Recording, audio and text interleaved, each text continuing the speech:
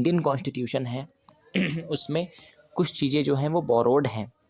जैसे कि अगर हम बात करें so first government of India act 1935, government of India act 1935 जो आया था 1935 में, act during the British rule.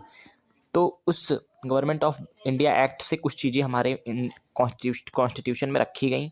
तो जैसे कि इमरजेंसी का प्रोविज़न जो था वो वहीं से आया, गवर्नमेंट ऑफ इंडिया एक्ट से 1935 के। और फिर पब्लिक सर्विस कमीशन यानी कि यूपीएससी, वो भी कहाँ से आया था, गवर्नमेंट ऑफ इंडिया एक्ट 1935। और judicial system and federal scheme, ये कुछ चीज़ें जो हैं ये गवर्नमेंट ऑफ इंडिया एक्ट से आई 1935 में जो आया था। फिर ब्रिटिश सिस्टम से क्या क्या चीज़ें आई, जैसे कि कैबिनेट सिस्टम है। तो कैबिनेट सिस्टम कहाँ से आया, तो ये ब्रिटिशियन से हमने लिया, ब्रिटेन से लिया।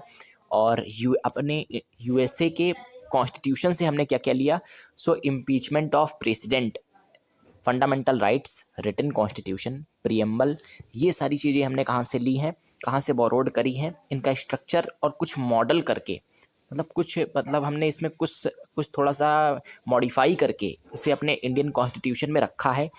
तो ये यूएसए से हमने लिया है इम्पीचमेंट ऑफ प्रेसिडेंट, मतलब प्रेसिडेंट के पद को कैसे हटाया जा सकता है अगर ऐसा लगे तो, कि हटाने की ज़रूरत है प्रेसिडेंट को। सो इम्पीचमेंट ऑफ प्रेसिडेंट का प्रोसेस कैसा होना चाहिए, ये हमने कहाँ से लिया, यूएसए से लिया। Fundamental rights, written constitution, preamble, ये हमने यूएसए के कॉन्स्टिट्यूशन से लिया।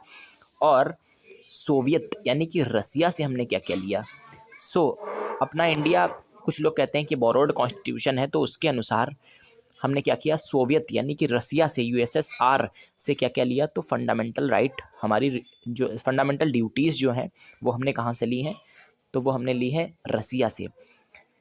Next one is Germany. Germany से हमने क्या लिया, तो आर्टिकल 352 से लेकर के आर्टिकल 360 तक क्या हुआ, जो जो इमरजेंसी से रिलेटेड चीज़ें थी वो हमने ली जर्मनी से।